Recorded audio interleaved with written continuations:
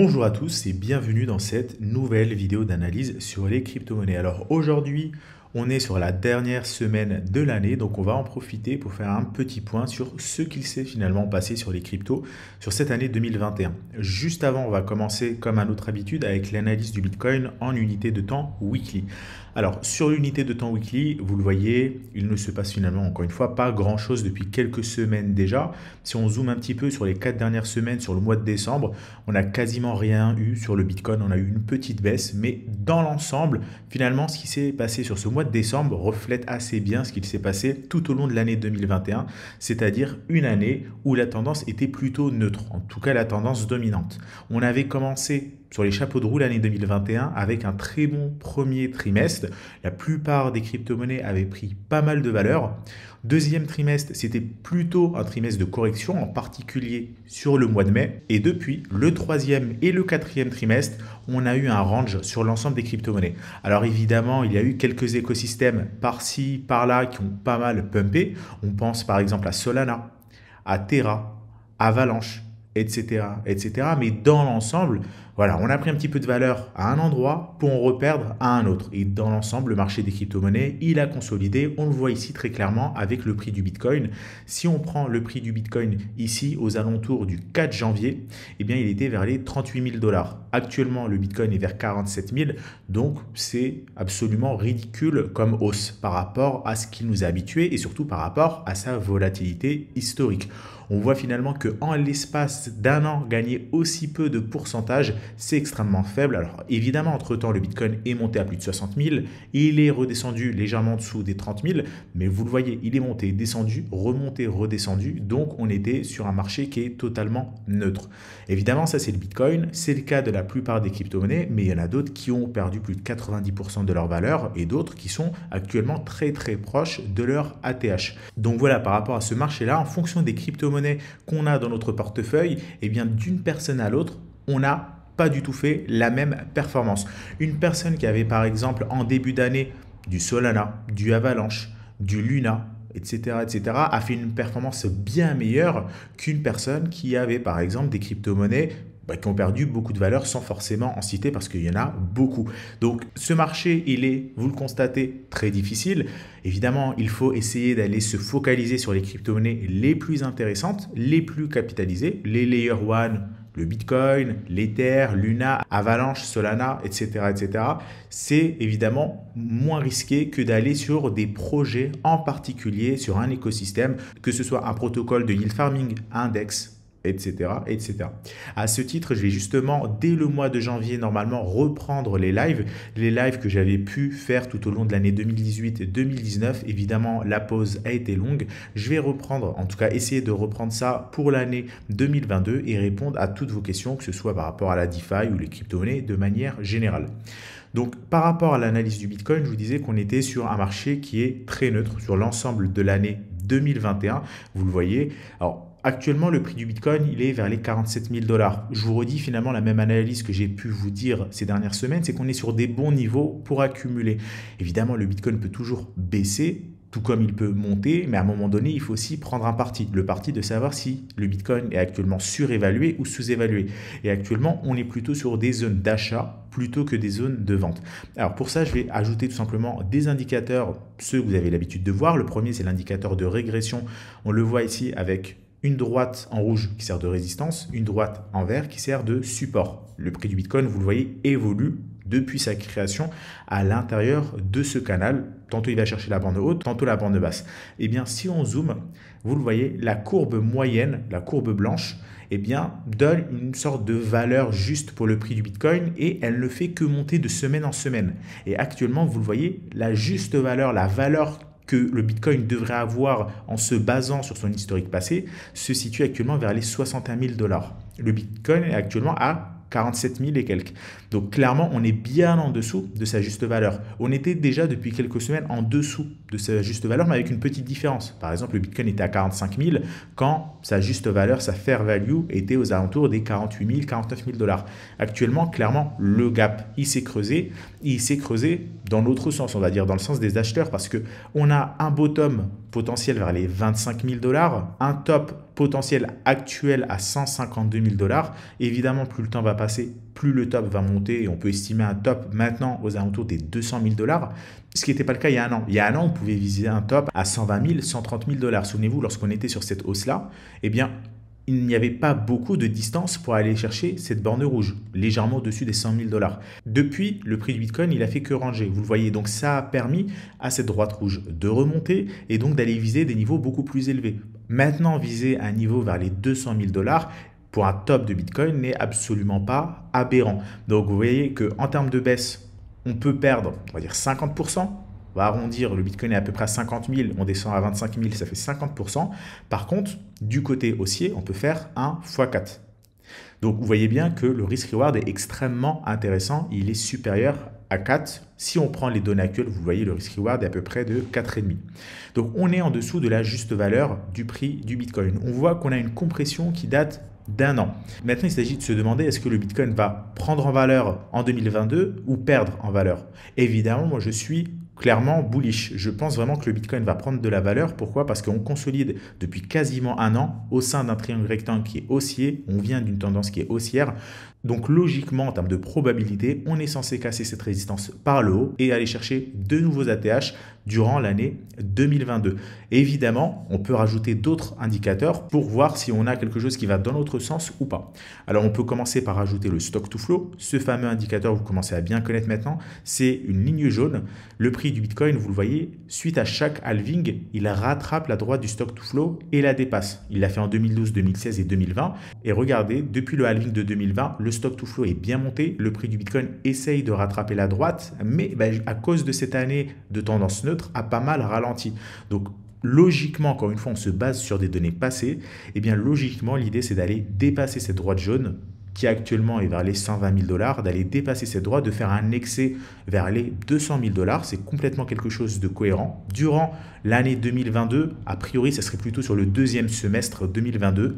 Et ensuite, aller calmement d'ici au prochain halving en 2024, corriger et refaire un plus bas, vous le voyez, vers les 50 000, 60 000 ou 70 000 $, ce qui est évidemment plus haut que le prix actuel du Bitcoin. C'est encore une fois la raison pour laquelle je suis plutôt bullish. On peut ajouter d'autres indicateurs, donc vous le voyez les deux qui sont en bas, on a le multiple de meilleur et la rentabilité des mineurs de Bitcoin. Pareil, ces indicateurs, je les ai déjà présentés par le passé sur cette chaîne. On va commencer par le multiple de meilleur. Lorsqu'on se trouve à proximité de la droite verte tout en bas, eh bien, on est sur des bonnes zones d'achat. Regardez par exemple ici, en juin 2021, on avait frôlé la borne basse, la droite verte, eh bien, on était aux alentours des 30 000 $ sur le prix du Bitcoin. Je rezoome un petit peu. Ici, vous le voyez, en mars 2020, avec le crack Covid, pareil, on était sur des bons niveaux d'achat. Et même ici, en décembre 2018, c'était le plus bas du prix du Bitcoin. Donc, systématiquement, lorsqu'on se rapproche de la droite verte, on est sur des très bons niveaux d'achat. On est sur des bottoms. Actuellement, on n'a pas encore touché la droite verte. Vous le voyez, on a encore une marge de manœuvre pour aller chercher la droite verte, mais on est quand même très bas. On est en dessous de la droite jaune. On est sur des niveaux quand même qui est intéressant. On ne peut pas toujours espérer attendre le bottom et tout acheter au bottom. Ça arrive assez rarement, vous le voyez, ça arrive une fois par an et demi. Et si vous ratez le potentiel bottom que vous attendez, que le prix monte, vous ne l'aurez plus avant un bon moment. Donc parfois, il faut aussi savoir rentrer en DCA sur plusieurs paliers et dès qu'on est sur des niveaux corrects. Et lorsqu'on dépasse la droite jaune, on n'est plus sur des niveaux corrects. Vous le voyez, par exemple, on l'avait dépassé ici en janvier 2021 lorsque le Bitcoin était à 60 000. Ou même plus récemment, en octobre 2021. Actuellement, on a réintégré ce range vert jaune et on revient sur des niveaux intéressants.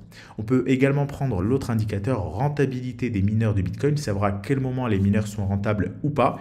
Et donc, lorsqu'on est tout en bas, à proximité de la zone verte, eh bien, encore une fois, on est sur des bons niveaux d'achat. Vous le voyez, on l'avait été en 2015, 2016, 2018, 2020 et on a eu ici plus récemment en juin 2021, vous le voyez, on est passé très furtivement en zone verte et on est remonté. Donc ça correspondait au 21 juin 2021. Si je zoome un petit peu ici sur le prix du Bitcoin, vous le voyez, c'était encore une fois le point bas ici du prix du Bitcoin lorsqu'il était vers les 30 000 $. Donc si je reviens sur cet indicateur, vous voyez, on n'a pas touché la zone verte en bas, mais on a quand même bien corrigé par rapport au prix qu'on a pu avoir en début d'année. Donc il y a encore une fois une marge de manœuvre pour aller baisser. Là, clairement, on le voit sur cet indicateur, on le voit sur le multiple de meilleur, on le voit même ici sur le triangle rectangle. On peut aller rechercher des niveaux vers les 42 000 $. Là, on serait vraiment sur des très bons niveaux d'achat. Mais si le prix du Bitcoin ne descend pas sur ces niveaux, il faut aussi que vous ayez un plan. Qu'est-ce que vous faites? Est-ce que vous achetez un petit peu maintenant, mais vous gardez une petite cartouche au cas où on descend à 42 000? Est-ce que vous achetez tout maintenant? Est-ce que vous achetez tout à 42 000? Ou bien est-ce que vous n'achetez pas du tout? Donc, c'est toujours l'éternelle question à se poser. En tout cas, moi, en ce qui me concerne, c'est que tant que le Bitcoin est en dessous des 50 000 $, on est sur des bons niveaux pour l'accumuler. Et que ce soit à 42 000, 45 000 ou 48 000, eh bien, ça ne changera pas grand-chose lorsque le Bitcoin ira sur son cycle haussier et dépassera les 100 000, 150 000 $. On chipote pour quelques petits pourcents. Ça, c'est pour une analyse évidemment weekly un peu plus long terme. Si on va sur du plus court terme, on remarque qu'on a une énorme résistance. Alors là, on ne la voit pas, c'est en daily, mais on a une énorme résistance vers les 53 000 $. Et tant que le Bitcoin ne repassera pas au-dessus des 53 000 $, on sera toujours sur cette fameuse tendance neutre, voire baissière. Par contre, mettez-vous une alarme, lorsqu'on dépassera à nouveau les 53 000 $ et qu'on clôturera au-dessus en weekly, ça sera un très fort signal d'achat, tout comme on avait pu l'avoir l'année dernière lorsque le Bitcoin avait cassé la grosse résistance des 12 000 $. Ça arrive assez rarement, une fois par an en moyenne, et lorsqu'on a des signaux d'achat puissants comme ça, il ne faut pas les rater. Et donc là, on le voit clairement qu'on a un signal d'achat en daily à 53 000 $, 52 700 pour être plus précis, et un autre signal d'achat plus long terme en weekly lorsqu'on cassera ici les 65 000 $. Évidemment, attendre d'aller casser cet ATH, c'est dommage. Vous mettez certes les probabilités de votre côté, mais vous perdez un potentiel de gain qui est quand même assez énorme, hein, parce qu'on est à 47 000. Pour aller remonter jusqu'à cet ATH, ça fait quand même un bon gros pourcentage. Donc, il vaut mieux aussi savoir acheter des rebonds lorsqu'il y a des rebonds. Attention, on n'achète pas des couteaux qui tombent, il faut quand même avoir un minimum de rebonds. Et ça, libre à chacun d'avoir sa méthode et d'acheter lorsqu'il sent que c'est le bon moment, ou d'acheter tout simplement sur des niveaux corrects via un DCA. Donc voilà par rapport à l'analyse du Bitcoin. Si on bascule sur l'Ether, eh bien sur l'Ether, on avait cassé la résistance, on est bien monté, là on est en train de faire le pullback, donc RS. Évidemment aujourd'hui c'est une journée rouge. Alors j'enregistre cette vidéo très tard le mardi soir, normalement elle devrait sortir dans la matinée de mercredi. En tout cas ce mardi, vous le voyez, on a quand même une belle baisse sur les crypto-monnaies. Pas d'énorme panique, mais on voit quand même une baisse légèrement supérieure à la moyenne, hein, moins 6% pour l'Ether et le Bitcoin. On a également ici le DeFi Perp qui perd environ 8%. Donc on a sans aucun doute aujourd'hui une journée de baisse, mais encore une fois, rien d'alarmant. Donc voilà, par rapport à l'analyse de l'Ether, l'Ether est toujours sur son fameux support ici, vers les 3800, 4000 $. Il ne faudrait pas qu'il clôture cette semaine en baisse. Là, ça sentira beaucoup moins bon, même si encore une fois, je reste bullish pour l'année 2022. On va maintenant aller sur l'index Total 2 divisé par Bitcoin. Là, c'est beaucoup plus intéressant. C'est la market cap des altcoins divisée par celle du Bitcoin pour essayer de voir si les alts vont surperformer le Bitcoin ou pas. Ça, je vous en ai parlé à nombreuses reprises ces dernières semaines. Et bien, vous le voyez, on est toujours sur une volatilité qui est quand même anormalement basse, hein. Tout au long du mois de décembre, sur le Bitcoin et sur l'Ether, la volatilité n'a fait que diminuer. On est quasiment sur des niveaux historiquement bas de volatilité. Alors, on a déjà eu des niveaux plus bas, mais on est plutôt sur une moyenne très basse en ce moment. Et là, on le revoit sur le Total 2 divisé par le Bitcoin. Regardez la volatilité qu'on a tout au long de cette année. Ça n'a fait que diminuer au niveau des amplitudes de variation et des amplitudes des chandeliers japonais. On n'a fait que diminuer pour finalement, depuis 2 mois, novembre-décembre, monter légèrement, mais sur des bougies quand même qui sont extrêmement faibles par rapport à ce qu'on a pu par exemple avoir au mois de mars et avril, un petit peu plus tôt dans l'année. Donc vous voyez, là on est tout juste en dessous de la résistance. Il semblerait que les crypto-monnaies veulent clôturer cette année juste en dessous des résistances pour relancer un rallye, j'espère, le plus vite possible en 2022. Alors évidemment, ce n'est pas du tout en ce moment un mauvais moment pour s'intéresser aux crypto-monnaies. Il faut juste faire attention à là où on va et ne pas négliger certains secteurs qui sont encore prometteurs malgré la baisse qu'on a eue. On prend par exemple le secteur de la DeFi.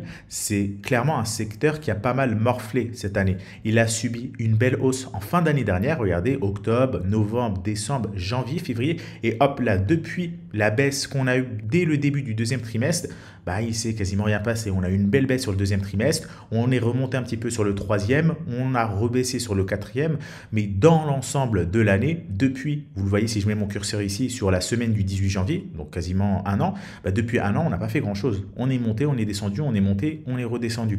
Donc sur le secteur de la DeFi, c'est un secteur qui a été laissé à l'abandon cette année. Contrairement à 2020, où clairement c'est un secteur qui a pas mal explosé, cette année, le secteur de la DeFi, il est plutôt, vous le voyez, dans un triangle rectangle, la volatilité ne fait que diminuer, et pour autant, il s'est passé énormément de choses cette année, et le secteur de la DeFi, même si on ne s'en rend pas forcément compte lorsqu'on voit son prix, il y a eu beaucoup de technologies, beaucoup d'innovations qui ont été faites, et notamment plein de projets qui ont été un petit peu laissés à l'abandon, mais qui sont extrêmement pertinents, extrêmement prometteur, avec une très très bonne roadmap et avec des équipes techniques qui sont excellentes. Alors parmi ces projets, je peux vous en citer quelques-uns.